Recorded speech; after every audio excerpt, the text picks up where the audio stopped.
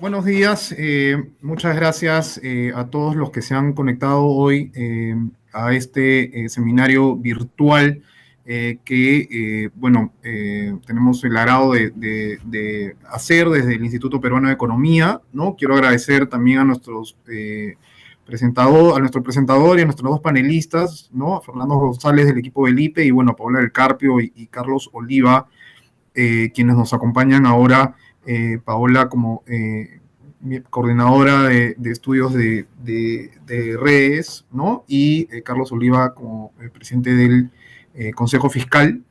Eh, Quiero darle el pase a Fernando, pero antes de eso comentarles que Fernando va a hacer una presentación de un documento que en breve van a poder descargar de nuestra página web y vamos a compartirlo en el chat de este seminario virtual, el link desde el cual van a poder descargar el documento, ¿no? Y luego de la presentación de Fernando, que espero sea de algo menos de 20 minutos, van a venir los comentarios de Carlos y de Paola para finalmente abrir el espacio para sus preguntas, que pueden ir anotando en el gráfico, en el icono de preguntas y respuestas, pueden ir ingresando sus preguntas a lo largo del evento y cuando llegue el momento de preguntas las iremos haciendo a través de esta vía, ¿no? Entonces, nuevamente muchas gracias por conectarse y damos pase a Fernando para que puedas iniciar la presentación. Gracias. Perfecto, muchas gracias por el pase, Carlos. Voy a compartir mi pantalla para poder iniciar con la presentación. Me parece que ya se puede ver. Sí. Eh, Sí, es sí, correcto. correcto, para poder iniciar. Ok, muchas gracias. Bueno, nosotros en el IPE hemos elaborado un estudio que busca identificar cuáles son los factores que están contribuyendo a las diferencias de productividad según regiones. Y esto lo enmarcamos en un contexto en el cual hemos observado que la productividad laboral, medida como PBI entre trabajadores, ha venido disminuyendo a partir de la pandemia. Vemos en el gráfico de la izquierda cómo la productividad laboral desde el 2020 ya no está creciendo, después de un periodo notable de crecimiento en las últimas décadas, y más bien presenta cada vez un menor nivel. Esto lo atribuimos al efecto de la pandemia, pero después también a la posterior clima de incertidumbre político, social, que nos han llevado ahora al ambiente que ya conocemos de tasas de crecimiento negativas, de un estancamiento de la actividad económica, ¿no? Entonces, si nos comparamos con otros países de la región, con otras economías emergentes, vemos en el gráfico de la derecha que en realidad el Perú tiene un menor nivel de productividad frente a lo que habríamos esperado si es que se hubiese mantenido la tendencia prepandemia, ¿no? Específicamente hacia el primer trimestre del 2023, la productividad en el Perú, y lo vemos en esta barra roja, es 9.5% menor frente a lo esperado sin la pandemia, ¿no? Y esto nos ubica por debajo que otras economías emergentes o por debajo de países como México, Chile o Brasil dentro de la región. Ahora, esta caída de la productividad lo que está generando en la práctica es que está limitando nuestro potencial de crecimiento como economía. Vemos cómo en los últimos años o conforme pasaba el tiempo, el PBI potencial del país, que de alguna manera aproxima cuál es la capacidad que tiene la economía para crecer, para seguir expandiéndose, se ha venido reduciendo, ¿no? Y en gran parte es por una caída, por una disminución de la productividad. Entonces, dicho esto, si es que queremos mejorar la calidad de vida, si es que queremos seguir reduciendo la pobreza y lograr mayores tasas de crecimiento, una pregunta que de alguna manera sale, cae, digamos, de madura es cómo elevamos la productividad, cómo logramos ser más productivos. Para esto es importante poder ver las grandes diferencias de productividad que existen entre las distintas regiones del país, ¿no? En el gráfico de la izquierda vemos, por ejemplo, cómo la productividad laboral puede variar tanto y ser en Moquegua alrededor de los 110.000 soles por trabajador, cuando en regiones como San Martín está alrededor de por encima de los 10.000 soles, ¿no? Es decir, como Moquegua es alrededor de 8 veces que en regiones menos productivas como San Martín o Amazonas, ¿no? E incluso si vemos el promedio nacional, en el caso de Perú, vemos cómo cae, si es que no consideramos Lima, ¿no? Por lo cual nos muestra que en general hay muchas regiones, como se puede observar, muchos círculos al lado izquierdo, que están por debajo de la línea de Perú, por debajo de la línea de Perú sin Lima. Entonces, la productividad muestra unas brechas regionales importantes entre las diferentes regiones del país, ¿no?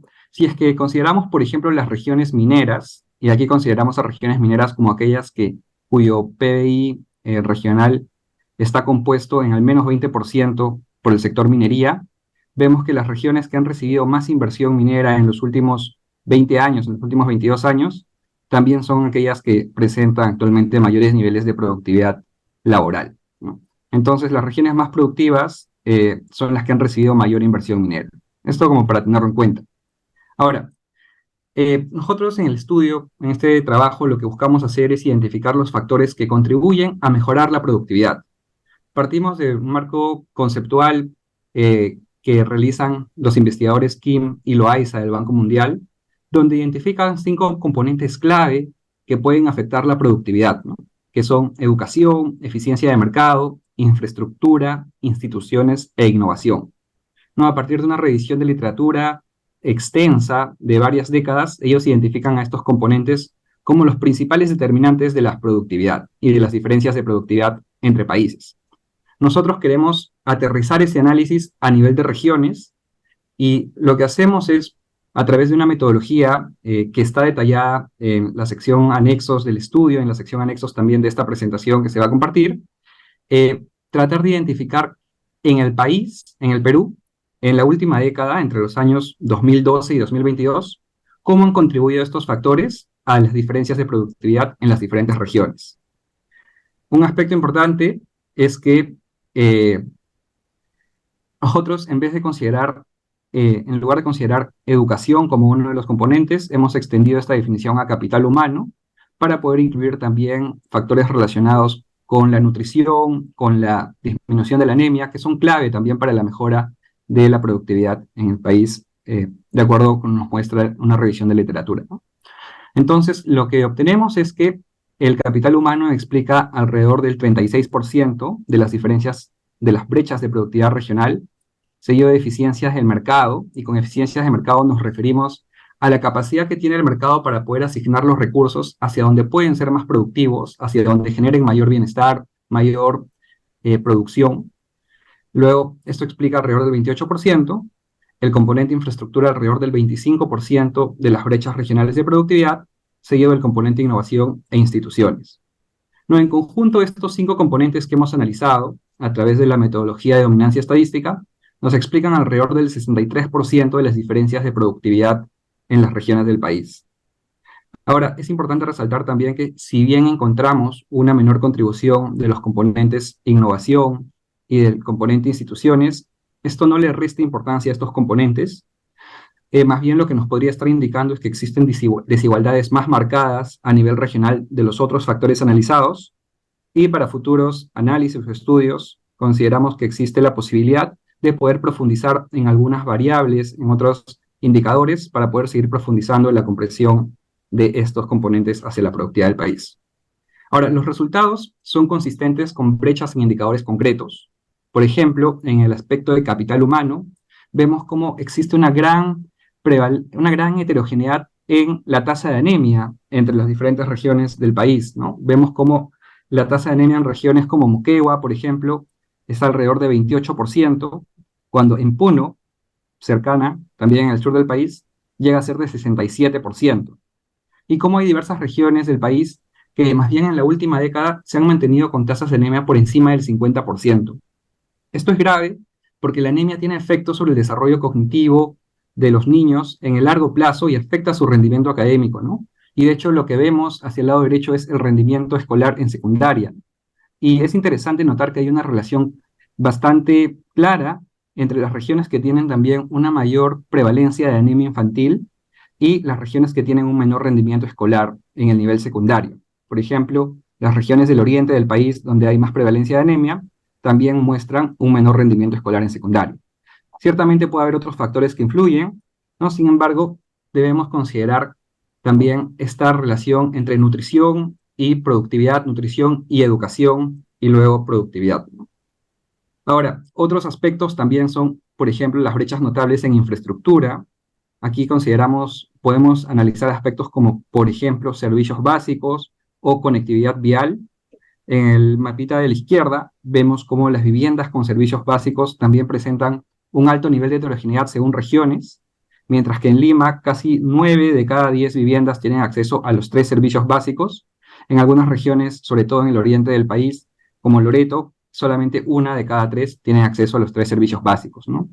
Y es difícil poder pensar que las personas, que la población va a poder de pronto emprender, va a poder estar enfocada en educarse más, en adquirir más capacidades, cuando ni siquiera puede tener acceso adecuado a servicios básicos dentro de sus hogares, ¿no? E incluso a un nivel más productivo, también puede limitar, por ejemplo, el acceso a electricidad en algunas zonas, eh, la conservación ya sea de productos agrícolas para después poder exportarlos, etc. Entonces las limitaciones son claras, ¿no?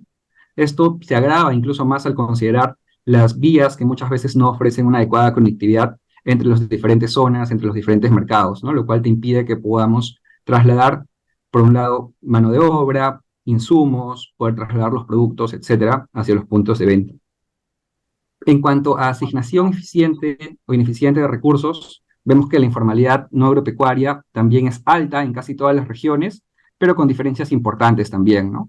Y esto es de gran importancia porque los trabajadores informales se suelen emplear en empresas menos productivas, muchas veces en empresas más pequeñas, y vemos que la productividad laboral en una empresa, una microempresa en el país, es alrededor del 6% de lo que puede ser en una gran empresa. Entonces, en realidad, no, el mercado laboral no facilita que podamos llegar hacia más, hacia que podamos asignar los recursos hacia donde pueden ser más productivos, ¿no? Y para esto es importante señalar que mientras que alrededor del 76% de la población ocupada labora en el sector informal solamente produce alrededor del 20-25% del Producto Bruto Interno del país, ¿no? Es decir, una minoría en realidad de trabajadores están asociados a la mayor cantidad de producción, lo cual resalta estas brechas importantes en productividad entre un sector y otro. Ahora, continuando con el análisis, estas brechas no solamente se dan entre regiones, sino también es importante considerar las diferencias dentro de una misma región. Como ejemplo, consideramos a la región Cusco, donde vemos, por ejemplo, el acceso a servicios básicos en el año 2017, según la información del censo, podía ser hasta el 90% en el distrito de Cusco, en el distrito homónimo de Cusco, pero llegaba a ser tan bajo como 3% en otros distritos como, por ejemplo, Mentoni, en la selva de la región Cusco, ¿no? Y las mismas diferencias o diferencias significativas también podemos encontrar en el caso de vías asfaltadas o afirmadas, ¿no? Y el mensaje aquí es que, si bien tenemos brechas importantes o significativas entre regiones, también es importante considerar las brechas dentro de una misma región. Ahora, una vez que hemos identificado estas brechas, la pregunta es, ¿qué hacemos para poder elevar la productividad? Y lo importante es las reformas que puedan abordar justamente estos determinantes que hemos identificado con un enfoque territorial, considerando las características y los desafíos propios de cada región. Aquí, por ejemplo, el Plan Nacional de Competitividad y Productividad 2019-2030 propone alguna serie de medidas concretas que podríamos incorporar y seguir avanzando. Si bien han habido avances, también ha habido limitaciones importantes en la implementación de estas medidas.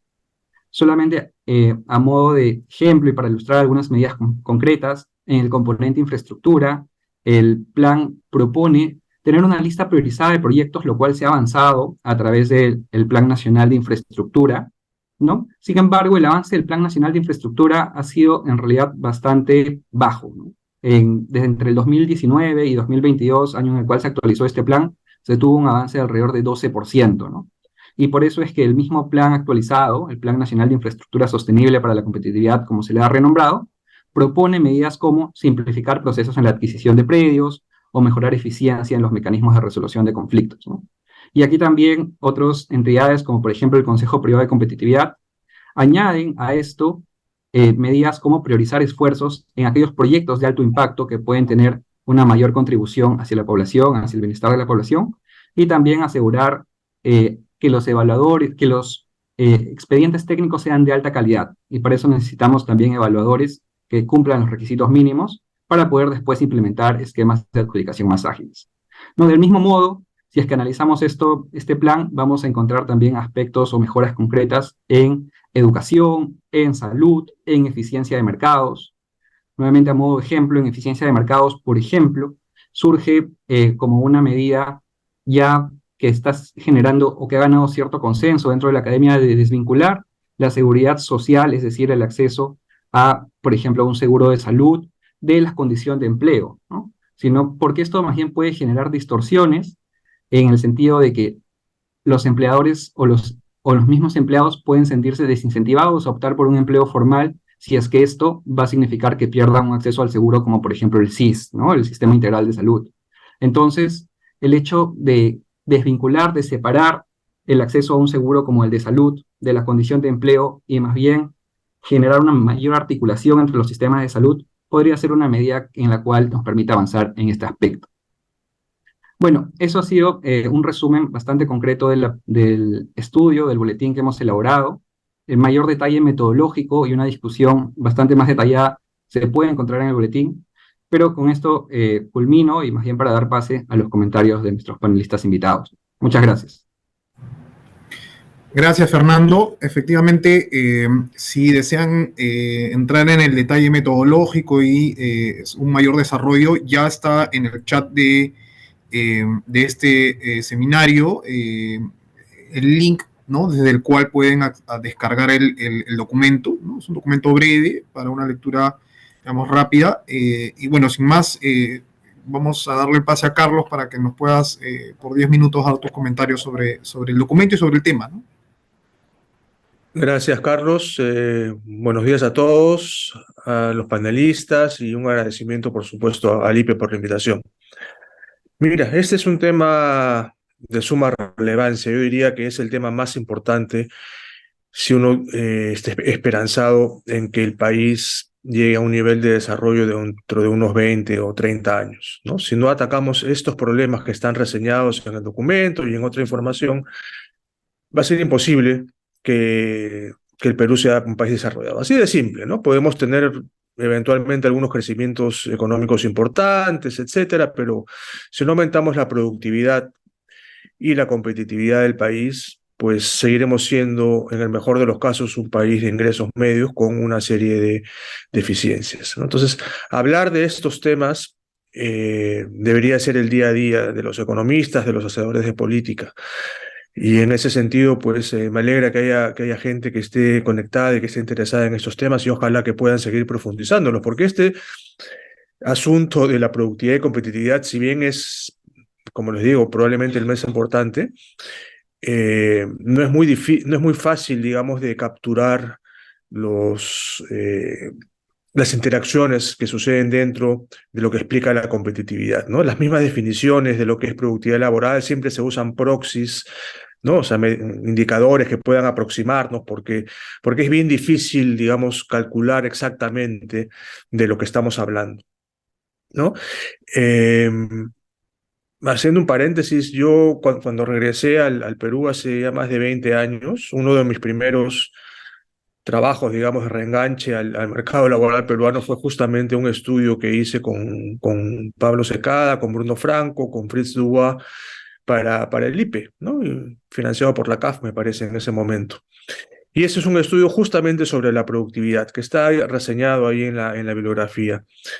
Eh, a raíz de esta sesión le di una ojeada a lo que escribimos hace más de 20 años y la verdad es que los temas son exactamente los mismos, los desafíos son también los mismos.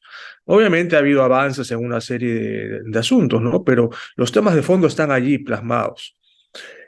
Eh, y la verdad que eso causa en cierta medida pues algún tipo de frustración, ¿no? Porque, digamos, no es por falta de diagnóstico que estamos como estamos. Yo creo que el tema va por otro lado. Sabemos lo que se tiene que hacer. El asunto es elaborar las políticas apropiadas y, por supuesto, implementarlas, ¿no? Y en eso hemos fracasado como sociedad, ¿no? Ojalá que podamos retomar eso y sobre eso hablaré un poquito más adelante. A ver, yendo al tema específico del documento, efectivamente, conceptualmente las variables que están identificadas yo creo que son las relevantes. Pero yo creo que también se puede hacer todavía, profundizar sobre este tema. Y se ha escrito bastante, digamos, no solo acá en el Perú, sino en todo el mundo acerca de estos factores, ¿no? Una variable que yo creo que debería incluirse y darle la importancia del caso es la capacitación laboral, ¿no? Cuando hablamos de capital humano, normalmente nos referimos a indicadores que tienen que ver, por ejemplo, con la anemia, como se ha mencionado, o con la calidad de la educación, ¿no? Pero hay que tomar en cuenta que uno termina de estudiar a los, no sé, 22 años, 23 años, y después tienes 40 años de trabajo, ¿no? Eh, bueno, 35, digamos, si es que haces una maestría, qué sé yo. Pero básicamente después de los 25 años estamos desvinculados del mundo educativo per se. Y allí lo que predomina es la capacitación. Son 30, 35 años de capacitación. Y ahora más que nunca, con toda la inteligencia artificial, con todas las nuevas carreras, entre comillas, que están saliendo, etcétera, la capacitación es sumamente importante. Y eso, digamos, todavía no lo hemos interiorizado, me parece. Eh, Tenemos siempre una restricción de que no hay información, no hay muchos datos quizás sistemáticos y mucho menos a nivel regional, que es parte del estudio que se ha hecho, que ha presentado el IPE, pero incluir o tratar de empezar a pensar cómo incluimos la capacitación dentro de la explicación de la productividad laboral, creo que es sumamente relevante, ¿no? Las otras variables también son importantes, pero tienen sus limitaciones, ¿no? La anemia, ¿quién va a negar su importancia? Pero eh, cuando calculamos el porcentaje de anemia a esa persona va a estar en el mercado laboral dentro de 30 años seguramente, o 25 años, ¿no? Y en el proceso pudo haber migrado, con lo cual tratar de encontrar una explicación de la productividad laboral actual por un dato de una persona que tenía anemia en una región hace 25 años también causa algún tipo de dificultad al momento de explicar. Pero reitero, es lo que tenemos, son proxies al final, y son proxies que funcionan, dicho sea de paso, ¿no? Pero sí, podemos seguir trabajando, digamos, en las metodologías para poder captar mejor alguna de las variables, ¿no? La otra que me llama la atención es la de las instituciones, por ejemplo, ¿no? ¿Cómo calculas un indicador de instituciones y sobre todo a nivel regional, que es el esfuerzo que han intentado hacer? Es casi imposible, ¿no? Entonces, claro, usan como proxy pues el gasto público de la región, etcétera, que la verdad es que no sé si en el fondo están reflejando la capacidad de las instituciones, ¿no? Y quizás por eso es que no sale tan explicativa la variable, porque todavía no hemos encontrado la forma adecuada de medir las instituciones, ¿no? Porque, por ejemplo, uno percibe un deterioro institucional en los últimos 3 o 4 años sumamente grave y no sé si estas variables que se incluyen normalmente en cualquier estudio son capaces de captarlas, ¿no? Entonces ahí también hay, digamos, para los chicos que estén pensando en profundizar sobre estos temas, hay toda una línea de acción que se podría seguir trabajando, ¿no? Y lo último es definitivamente hacer cálculos a nivel regional, pues tiene una serie de restricciones por las bases de datos, básicamente, ¿no?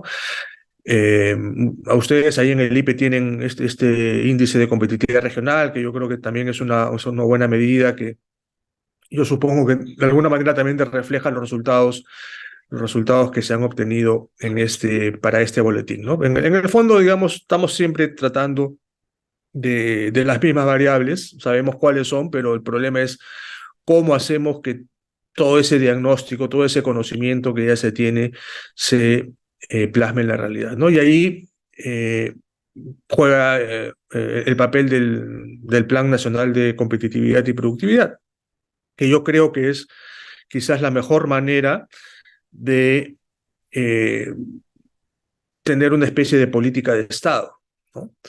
De temas acordados, relevantes, que irrestrictamente de quien esté en el gobierno puedan seguir aplicándose, ¿no? pero hemos visto que eso tampoco es suficiente, ¿no? A pesar de los esfuerzos que hicimos, y bueno, y Paola también fue parte del esfuerzo en el año 2019 del Plan Nacional de Competitividad, el avance es muy precario, ¿no? Y yo creo que se debe básicamente al cambio de actores, ¿no? Cuando sacamos el plan, a la semana se cerró perdón, al mes se cerró el Congreso y el plan quedó pues en stand-by, en el olvido. Por ahí alguien lo trata de rescatar, pero a los 3 meses lo cambian y otra vez vuelve al olvido. Entonces no tenemos constancia con las políticas, ¿no? Si uno necesita, digamos, ahorita, dame un plan de gobierno, pues ahí tienes un montón de variables y de compromisos, de metas, de estudios, todo para tener un plan de gobierno, pero ahí está y nadie le hace caso. Entonces, eso sí realmente, y en lo personal, pues me frustra muchísimo, ¿no?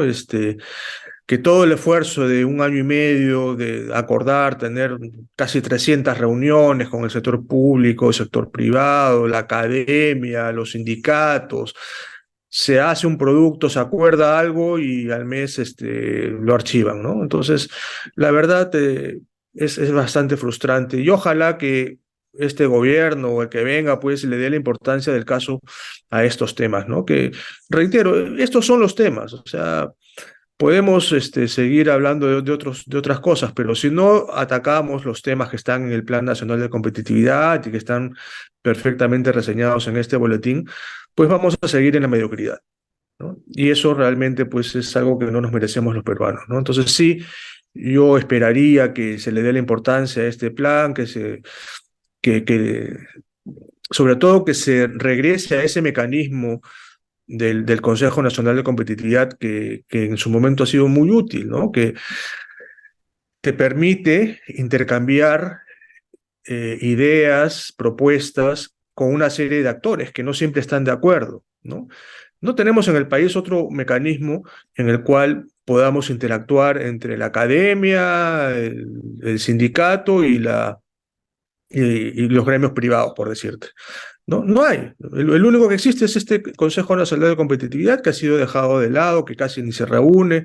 Entiendo que ahora lo quieren relanzar, pero ha estado 4 años sin reunirse, ¿no? Y ahí ya para terminar también pues un jalón de orejas para, para los participantes del Consejo Directivo del Consejo Nacional de Competitividad, que no han sido capaces de retomar y de hacer valer la institucionalidad, ¿no? Y estoy hablando de los gremios, ahí está la CONFIEP, la Sociedad Nacional de Industrias, está ADEX, están los microempresarios, está la academia a través del CIES, hay un sindicato, y no han hecho nada tampoco por reclamar, ¿no?, que el Consejo se reúne y que se discutan allí las políticas. Para eso están en el directorio.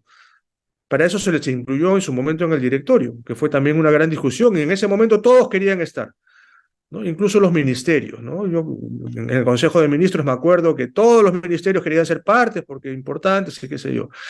Y a la hora de la hora, cuando tienes que hacer valer tu posición, pues nadie lo lidera, ¿no? Y ahí sí hay como les digo, un jalón de orejas y ojalá pues que los gremios y que los que son parte del directorio se pongan las pilas y exijan que se reúna el Consejo, ¿no? Es una entidad formal, existe, hay un decreto supremo, o sea, no es una cosa de un solo día. Que exijan el cumplimiento y que exijan el debate dentro de ese foro y que ojalá pues podamos tener una hoja de ruta que nos pueda enrumbar nuevamente hacia recuperar la competitividad que lamentablemente se ha perdido, sobre todo en los últimos 3 años, ¿no? Bueno, por ahora lo dejo ahí, Carlos. Muchas gracias.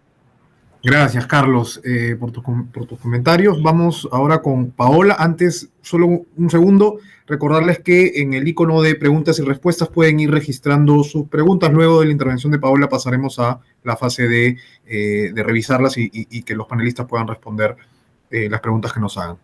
Gracias. Paola, dale, por favor. Hola, bueno, primero buenos días a todos. A Fernando, gracias por la exposición, gracias a Lipe por la invitación, a los dos Carlos, que además súper interesante estar acá, 3 personas relativamente involucradas en este plan de competitividad, reunidas para conversar de este tema que, como dice Carlos, es importantísimo, ¿no? Bueno, esta frase de Krugman, que si la productividad no lo es todo, en el largo plazo sí lo es. Eh, Y es que algo que sí creo que hay que reflexionar es que si bien la pandemia, digamos, ha desnudado un montón de problemas importantes, estructurales del país, y se ha llevado consigo buena parte de la productividad, como bien estaba diciendo Fernando, ya veníamos con una desaceleración antes de la pandemia y también con una crisis política que dificultaba, ¿no? Poner prioridades, como dijo Carlos, salió el plan y a los pocos meses pues ya no había congreso y todo, es muy difícil tener consistencia en las políticas públicas de nuestro país. Pero al final de cuentas, estas, digamos, diferencias que vemos en los temas de productividad de las regiones se condicen también en cómo se ven afectadas por problemas tan grandes como la informalidad, el subempleo y al final las condiciones de vida de las personas, ¿no? Y estos problemas tan importantes como la informalidad son algunos que no hemos logrado resolver o por lo menos mejorar de manera muy sustancial a pesar del crecimiento económico dentro del país prepandemia, ¿no? Y detrás de eso está todo este tejido empresarial en empresas muy pequeñas, muy improductivas, que generan muy poco producto, pero bastante empleo. eh, y las soluciones están ahí, o sea, están efectivamente en el plan de competitividad y creo que las decimos constantemente los economistas, el tema de los regímenes tributarios que incentivan el enanismo empresarial, el impulsar la capacidad de uso de herramientas digitales, tratar de que las empresas tengan mejor acceso a mercados dinámicos, la productividad de los trabajadores, si bien pasa por el tema educativo, desde la educación básica, la nutrición de los niños, tenemos todo un problema después de eso, ¿no? Esta discrepancia que hay entre lo que necesita el mercado laboral y lo que ofrece finalmente la oferta formativa a la que acceden los jóvenes, que dicho sea de paso, solo 3 de cada 10 llegan a la educación superior, ¿no? Entonces, la gran mayoría llega al mercado laboral con lo que le dio la educación básica. Entonces, eh, y eso también está en el plan de competitividad hecho, pero hay que tener una mejor coordinación justamente con los actores privados para entender mejor cómo podemos hacer para que este match se dé por lo menos en mayor medida y no puede ser que en un contexto como el que nos encontramos siga habiendo tanta dificultad para encontrar personas adecuadas para los perfiles en las empresas, ¿no? Y una preocupación que creo que nos va a saltar en el corto, mediano plazo, no, mediano o largo plazo, mejor dicho, es esto de la salida de jóvenes que está habiendo en el país, que muchos no tienen planes de retorno y eso nos va a costar bastante en términos de productividad laboral a futuro.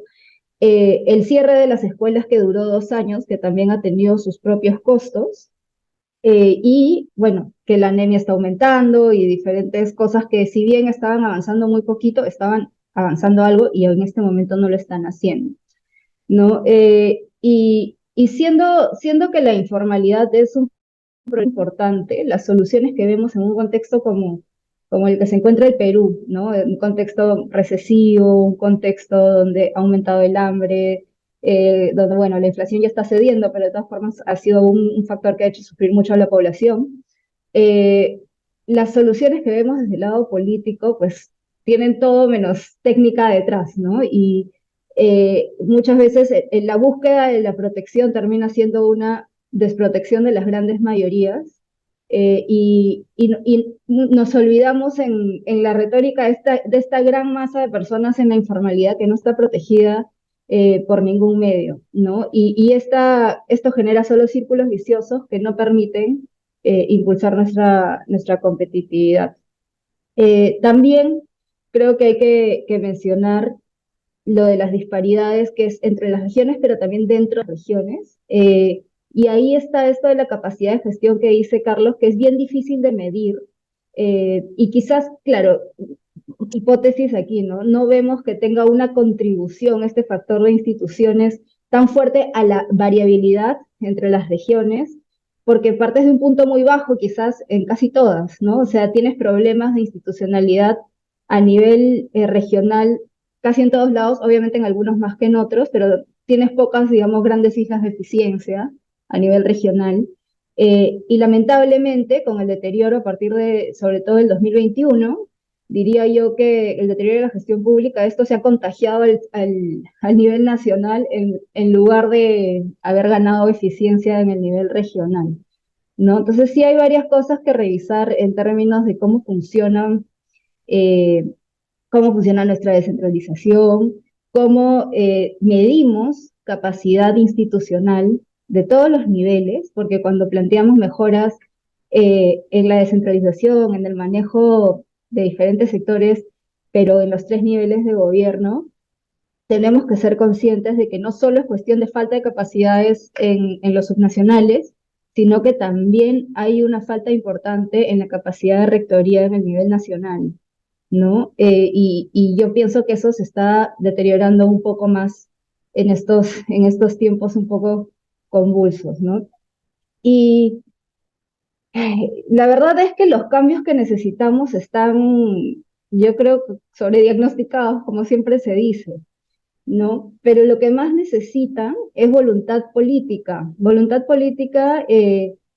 que es algo muy difícil de lograr en el ambiente en el que estamos ahorita, ¿no? El Consejo Nacional de Competitividad tiene 84 medidas identificadas y creo que todas son muy relevantes, pero lo primero es que ya en el contexto en el que estamos en este momento, probablemente hay que tratar de priorizar las que pueden dar goles más rápidos con mayores impactos. El tema del plan de infraestructura creo que es una cosa importantísima que se hizo, que se venía pidiendo en el país por años y se logró, y avanzó muy poco por temas, los usuales temas de institucionalidad, pero se actualizó y cuando se actualizó se sacaron de ahí varios proyectos que no habían sido concluidos. Entonces uno tiene la sensación de que las prioridades cambian con mucha facilidad y eso no puede ser así, porque se supone que un plan de competitividad, un plan de infraestructura, ese tipo de planes, como bien dijo Carlos, son como un, digamos, no un documento, sino un instrumento que te permite saber hacia dónde apunta tu país en términos de desarrollo en el mediano y largo plazo. Entonces, cada 2 años no pueden cambiar las prioridades, pueden cambiar algunos detalles de ejecución, pero no las prioridades. Entonces, esa es una señal un poco complicada, ¿no? Eh, nos hace un poco menos creíbles también de cara a la ciudadanía y a los inversionistas de qué se puede esperar, ¿no? Y la inversión es un factor crítico para la productividad y es algo que en este momento está bastante afectado. Las expectativas empresariales, hay de hecho un estudio del Consejo Fiscal que demuestra muy bien cómo tienen efectos negativos que son muy duraderos en el tiempo, ¿no? El deterioro de las expectativas empresariales. Entonces, realmente tenemos que trabajar, deberíamos trabajar en poder dar las señales para cambiar eso. Y lo último que quería decir es que si bien sí creo que queda claro más o menos en términos de medidas, por dónde hay que ir, esta medida son importantes, hay dos temas importantes. El primero es que las más importantes y las más relevantes requieren demasiada articulación, ¿no? Entonces, eso sí no lo vamos a poder, es instituciones y es muy difícil de medir, ¿no? Sería buenísimo tener un indicador de articulación, pero no tenemos. Eh, pero, pero esa articulación en el Estado, con tanta rotación y con tanta existencia de, digamos, cuadros que no necesariamente van con el perfil en el que deberían estar, es bien compleja y bien difícil de lograr, siempre lo ha sido, pero creo que ahora lo es más. Y lo otro es que creo que a pesar de que sabemos cuáles son las medidas, como, digamos, técnicos, todavía nos falta know-how, digamos, que por el lado de lograr que estas medidas sean lo suficientemente urgentes en la agenda pública, ¿no? O sea, eh, es también parte de nuestra responsabilidad aprender a poner esto en la agenda con más urgencia y es bien complejo en la convulsión política que tenemos en este momento, pero por más buenas que sean las medidas, si no comunicamos, no sé si es comunicación, o sea, tenemos que hacer una reflexión interna de cómo logramos que esto tenga mayor salience, como se dice en inglés, ¿no? Pero bueno, creo creo que, bueno, lo voy a dejar aquí, pero sí creo que nosotros también tenemos ahí una deuda pendiente y que pues ojalá el Consejo Nacional de Competitividad pueda tener un poco, bueno, tenga un norte en términos de un liderazgo, digamos, desde el poder político que le dé su prioridad y que tenga más dientes, ¿no? No solamente para dar medidas, sino para hacerlas cumplir, que creo que es lo que le falta. Gracias, Paola. Pasamos ahora a nuestra fase de preguntas y respuestas. Eh, por favor, los que están participando del panel pueden ir registrando sus preguntas en el icono que sale en el mismo, digamos, en el mismo Zoom, ¿no? Pueden ir ingresando sus preguntas por ahí.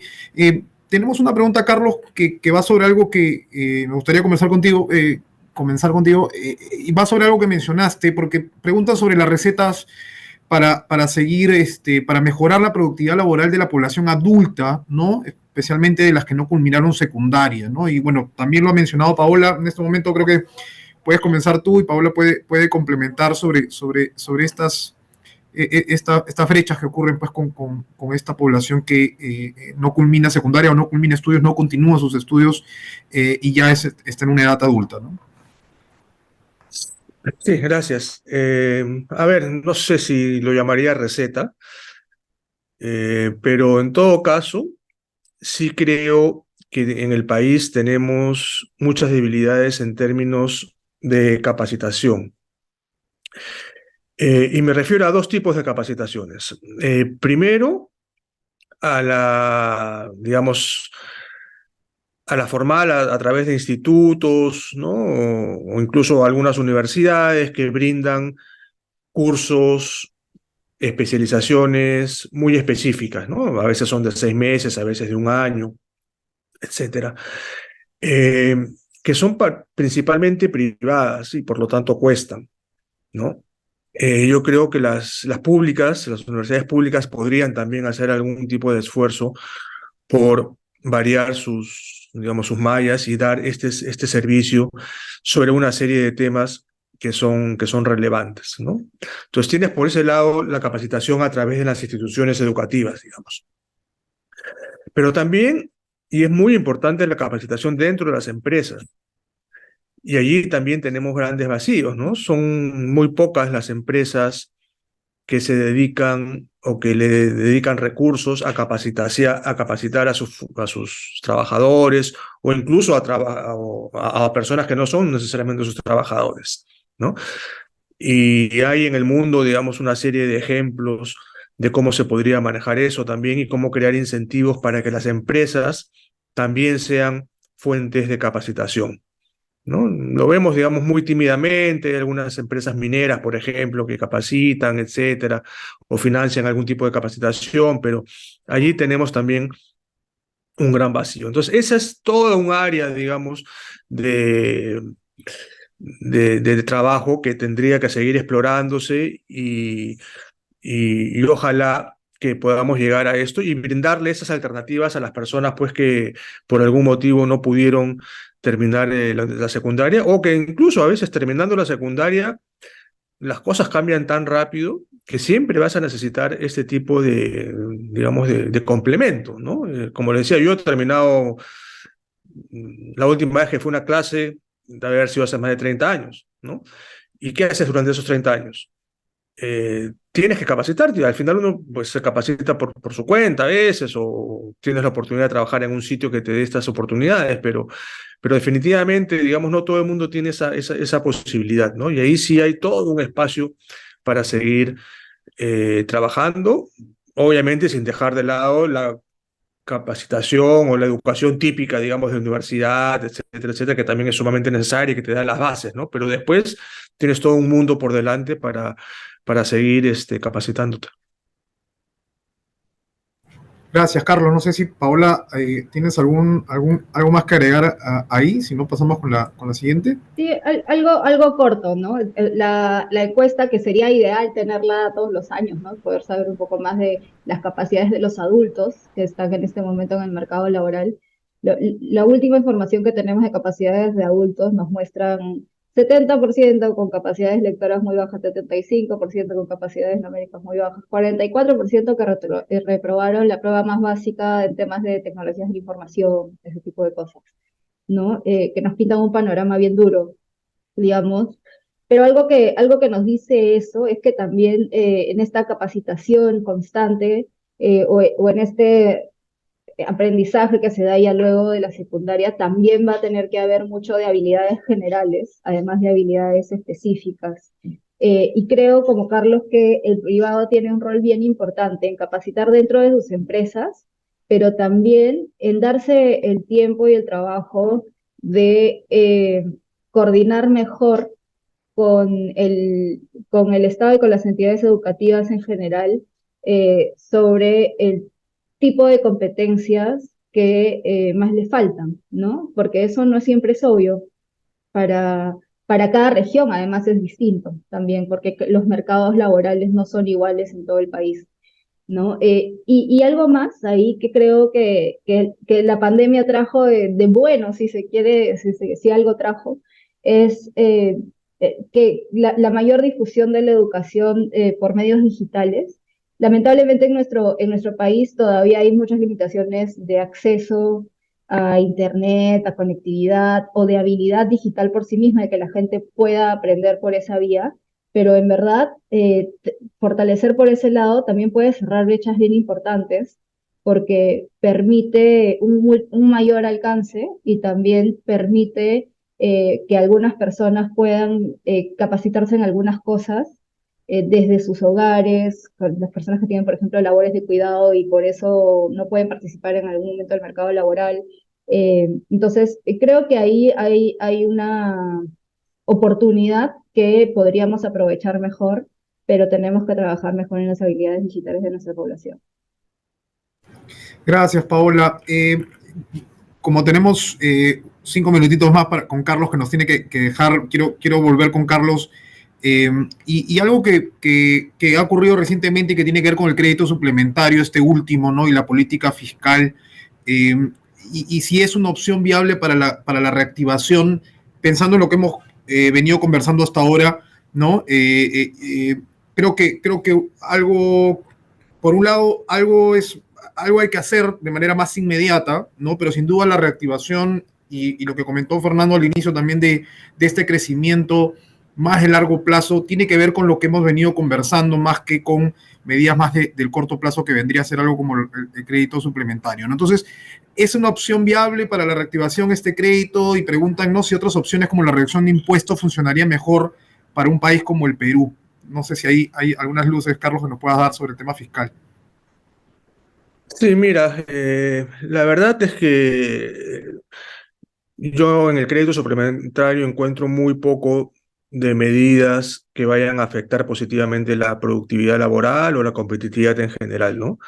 Eh, de los 5.000 y pico de millones, hay 1.600 millones que son bonos para empleados públicos, ¿no? Eso de ninguna manera te va a aumentar, pero nada, la competitividad o la productividad laboral, ¿no? Es plata que la estás regalando, que se va a gastar en diciembre, en enero, y después vas a volver exactamente a lo mismo, ¿no? Entonces ahí sí, digamos, no quisiera decir que es un desperdicio de recursos, pero no es una medida que te pueda apuntalar a la productividad o la competitividad.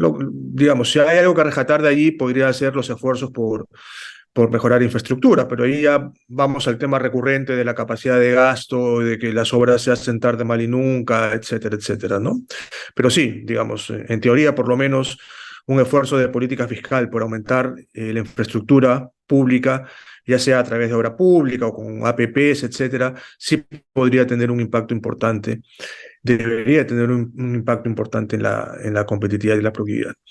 Y aprovecho ahí, vi otra pregunta también que me hacían personalmente sobre Marco, que le hacía sobre si se da algo del seguimiento del plan de competitividad, y la verdad es que hasta donde tengo entendido no hay nada, ¿no? Y miren, cuando sacamos el plan, y ahí Paola lo puede corroborar, incluso hicimos un aplicativo que tú lo podías bajar a tu teléfono, AINI se llama, o se llamaba, ¿no? Porque ya lo descontinuaron, ya no existe, ¿no? Era un aplicativo donde estaban todas las medidas estaban los plazos, toda la información necesaria con los indicadores, etcétera, y podías medir paso a paso cómo ibas avanzando, ¿no? Y toda la secuencia que se necesitaba, ¿no? Por ejemplo, esta famosa ventanilla única digital que han anunciado con bombos y platillos hace un par de meses en Perumín, era parte del plan de competitividad, y lo peor, digamos, es que ya estaba, ya se había emitido, se había creado, digamos, la ventanilla hace 4 años, ¿no? Y no sé si estaban enterados o no, pero formalmente ya existía. Y si ustedes ven ese indicador, por ejemplo, van a ver, ¿no? En tal fecha se tenía que sacar el decreto supremo creando la ventanilla, ¿no? Después de un año se tenía que haber hecho el levantamiento de los procesos, de las entidades. Entonces, había toda una secuencia para llegar finalmente a tener dentro de 2 años una ventanilla digital para el sector minero, ¿no? Y ahí está la información. Estaba el seguimiento, pero como les digo, ya si no hay liderazgo y las autoridades dejan de lado todo esto, pues simplemente volvemos a foja cero, y a alguien se le ocurre después de 4 años decir, mira, vamos a crear una ventanilla, cuando esto es algo que se había discutido y se había acordado hace 4 años, ¿no? Gracias, Carlos. Y bueno, en el momento que nos tengas que dejar, nosotros seguro nos quedamos respondiendo un par de preguntitas más, pero Y muchas gracias. lamentablemente me tengo que ir, tengo un compromiso en estos momentos, pero muchas gracias por la invitación. Y espero volver a colaborar con ustedes y seguir hablando de estos temas que son tan apasionantes e interesantes. Un saludo para todos. Muchas gracias. Gracias, Carlos. Gracias. Gracias, Carlos. Nosotros hacemos un par de preguntitas más. Paola, creo que, perdón, Fernando, aprovechando que Carlos tocó el tema minero, ¿no? Y hay una pregunta que tiene que ver con este gráfico, ¿no? Estas cifras que mostramos sobre los temas mineros y cómo eran regiones más productivas. Y hay una pregunta que dice, ¿qué mecanismo ven detrás que genera esta productividad alta debido a la minería? ¿No? Entonces, Fernando, si ahí puedes elaborar, y bueno, Paola, si hay algo que comentar ahí, te sumas. Sí, claro que sí. Gracias, Carlos, por la pregunta. Bueno, creo que son varios mecanismos que el sector minero puede contribuir a elevar la productividad en las regiones. Por un lado, estamos evaluando productividad laboral, y entonces el hecho de tener otros factores productivos, ya sea capital o tecnología, que se incrementen en una región, claramente va a tener impactos sobre la capacidad que tiene la región de producir per cápita o por trabajador, ¿no?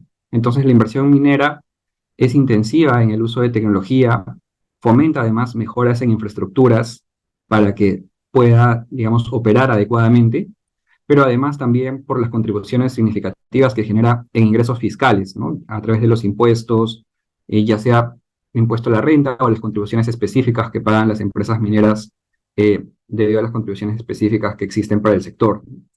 Entonces, todo esto, pero claro, ahí también está el otro tema de cómo se viene ejecutando, cómo se ejecutan estos mayores recursos. Pero por un lado, esta mayor transferencia de tecnología, de capital y de recursos para poder fomentar inversiones en infraestructura tiene un impacto directo sobre la productividad en las regiones, ¿no? Por otro lado, creo que también es importante considerar que la minería tiene efectos multiplicadores importantes, y dada la magnitud de y la escala de las inversiones mineras y los proyectos mineros, generan efectos multiplicadores en el empleo, en la recaudación, en el valor agregado, ¿no? De hecho, en el IPE estimamos que por cada empleo directo que se genera en la actividad minera, se generan alrededor de 8 empleos adicionales en otros sectores de la economía, ¿no? Esto debido a los efectos indirectos, ya sea con proveedores, a través de encadenamientos con quienes provienen bienes o servicios, y también los efectos inducidos porque más trabajadores en una región que también reciben ingresos van a también significar gatillar un mayor gasto, y esto puede ir generando mayor crecimiento económico, ¿no? Entonces, creo que al ser un sector importante, un sector intensivo en tecnología, intensivo en capital, que promueve además mejoras en infraestructura y genera más recursos para que se inviertan justamente en estos aspectos, además de los multiplicadores que tiene con otros sectores que son importantes, es por donde algunos canales por los cuales vendría esa transmisión a contribuir con la productividad del país, ¿no? Además de ello, y lo mencionó Carlos, también hay avances concretos o medidas concretas que, como parte de las políticas de contribución al desarrollo social, al desarrollo de la comunidad, también se ofrecen programas para atender aspectos como la anemia, como mejorar la educación, etcétera. y que pueden tener efectos importantes, ¿no? En función a cómo son implementados y también cuál es el alcance que tienen dentro de la comunidad. Entonces, por allí veo algunos mecanismos claros para responder la pregunta. Gracias, Fernando. Eh, Paola, hay una pregunta sobre que creo que nos lleva al tema de cómo es que es primero, ¿no? Y qué viene después, pero dicen, no, si mañana mágicamente todos fueran formales, la productividad se elevaría, ¿no? No sé si comienzas tú y das algunos comentarios y de repente yo puedo complementar ahí, pero creo que tiene que ver con esa discusión de qué viene primero. Sí, a ver, bueno, para que todos sean mágicamente formales. De hecho, creo que la respuesta es sí, a pesar de todo. Hay estudios que muestran que si la, creo que no son de Perú, pero creo que en México, algo así, ¿no? Que si la formalidad llegara al, al promedio, digamos, de otros países en un PIB per cápita similar, eh, el incremento nomás en cuanto a productividad y producción sería un montón. Pero ¿por qué? ¿No? Porque detrás de la formalidad hay varias cosas. La formalidad significa que las empresas, todas las empresas están siguiendo las reglas de juego, que estamos en un contexto con protección para los trabajadores, que bueno, como bien se ha dicho, además, eh, a ver, no, no debería estar ligada la protección social al hecho de ser formal, es verdad, pero digamos, salir de este esquema de un día para otro sí es un poco complicado, ¿no?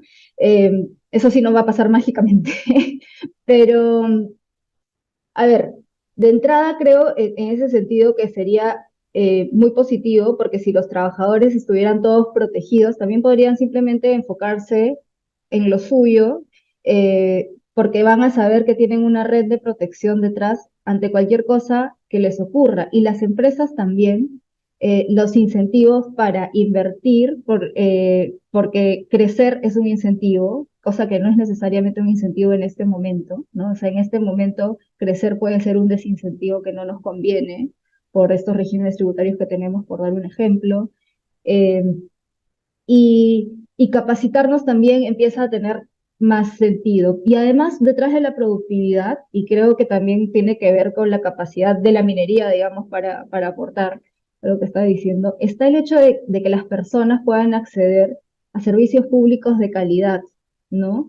Porque la productividad también está en, digamos, tengo un transporte público de calidad, tengo alguna manera de dejar las labores de cuidado, por ejemplo, los hijos en algún servicio que se me brinde y enfocarme en mi productividad, ¿no? O sea, todas esas cosas en un lugar donde funcionan los servicios públicos, en un lugar donde funcionan las reglas de juego y se respetan, avanzan, son como engranajes, ¿no? O sea, los engranajes se empiezan a mover y las personas pueden enfocarse en su crecimiento en términos de su propia productividad y eso hace que todos en conjunto nos hagamos más productivos. De acuerdo, de acuerdo. Yo creo que es también importante considerar que el problema que tenemos es que somos un país altamente informal y tenemos un gran grupo de trabajadores en las empresas más chiquitas, ¿no? Que son justamente las menos productivas, ¿no? Entonces, ahí hay una brecha importante que entender, ¿no? Y que buscar descifrar, ¿no? Produce habla o hace unos años hablaba de que el 90% de los trabajadores están en las MIPES, ¿no? Pero cuando vas a la planilla electrónica, en realidad son alrededor solo del 50%, o sea, hay como 2 millones, hay un hueco ahí de unos 7, 8 millones de trabajadores que trabajan en las MIPES, pero no son formales, y creo que la pregunta podría pasar por de qué forma está configurada nuestra economía, nuestras reglas de juego, que pueden ser estas normativas laborales, pueden ser las normativas tributarias también, que mencionabas, ¿no? Que impulsan el enanismo, por ejemplo. ¿De qué forma está nuestro sistema de protección social establecido que nos lleva a que sea más rentable, ¿no? O que sea rentable que estas empresas permanezcan en esa informalidad y que sus trabajadores también lo hagan?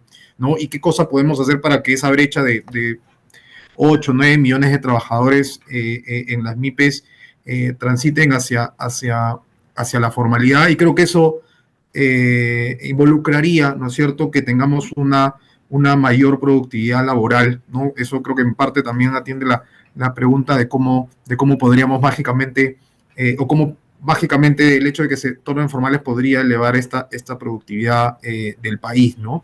En parte, ¿no? Lo mencionó, no sé si lo llegó a mencionar Fernando, pero está en el documento, recuerdo, uno de los temas que explican esta menor productividad, ¿no?, laboral, es el hecho de que a raíz de la pandemia, ha transitado un mayor grupo de trabajadores hacia las empresas más chiquitas, ¿no?, que justamente hablamos son menos productivas, son 16 veces menos productivas, o menos del 10% de productivas que las grandes empresas. Entonces, hay un asunto, pienso, que resolver en cuanto a cómo está nuestra normativa laboral y tributaria establecida.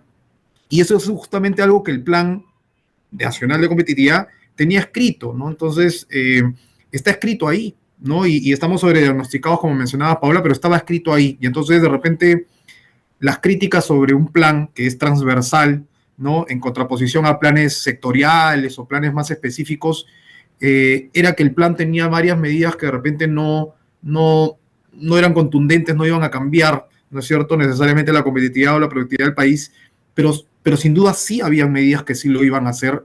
Está la ventanilla única que mencionó Carlos, está el tema de regímenes tributarios y laborales que sí están metidos ahí y lamentablemente no se avanzó, ¿no? Y ya para cerrar mi intervención, creo que es clave ahí cómo vinculamos estas medidas a presupuesto, ¿no? O sea, el ministerio que se compromete a una de estas medidas no debería, digamos, establecer acciones o proponerle al MEF propuestas normativas o acciones sectoriales distintas o que estén fuera de lo que se ha priorizado en el plan. Y eso es lo que no se ha hecho, ¿no? Entonces, por eso creo que es una de las razones que explican que se haya avanzado muy poco con el plan.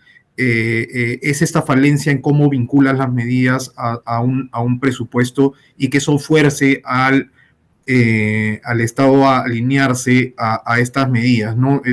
Creo una de las principales razones, y es algo que si se está buscando actualizar el plan ahora, es algo que se debería resolver si es que queremos ver mayores resultados, ¿no? Entonces, Paola, te cedo el turno de la última intervención y ya con eso para irnos despidiendo también de los quienes nos acompañan. Ay, muchísimas gracias. Hay una pregunta, he visto por ahí, de la inseguridad ciudadana y la productividad, que me parece bien interesante, sobre todo porque en este momento eh, estamos viendo pues ya casos muy, muy alarmantes, por decirlo menos, del avance de la inseguridad ciudadana en las ciudades del país, ¿no? Y de hecho sí, o sea, afecta la productividad definitivamente, porque al final lo que eso hace es eh, las personas, las empresas y el propio Estado tienen que destinar recursos, esfuerzos, atención a protegerse, ¿no?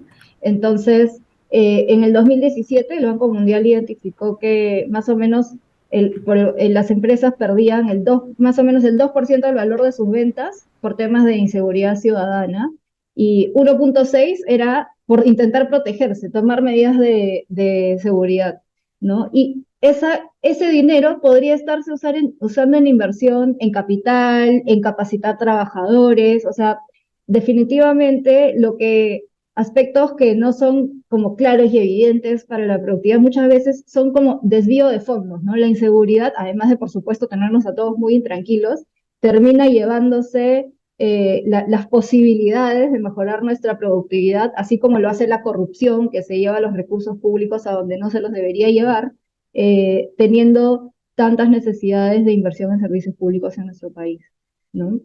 Entonces, creo que sí, creo que es bien importante dejar claro que un problema como ese nos atañe, y ya como para cerrar nuevamente, creo que ya lo hemos dicho un montón de veces, ¿no? Las medidas están ahí, creo que tenemos claro más o menos por dónde hay que ir, quizás hay una discusión pendiente sobre cuál hay que priorizar más, quién es el actor más relevante, digamos, al que hay que convencer, con el que hay que trabajar para sacar adelante A o B o C. Ok, sí, esas son discusiones que se pueden tener y tienen que involucrar no solo al Estado, sino al sector privado y también, bueno, y a los trabajadores y todo, ¿no? Porque si no, no sale adelante todo esto. Pero también, nuevamente, creo que desde nuestro rol ya, digamos, incluso de los think tanks en general, como economistas, como personas que pensamos que es importante discutir estos temas de productividad, tenemos que explorar, quizás con otras disciplinas,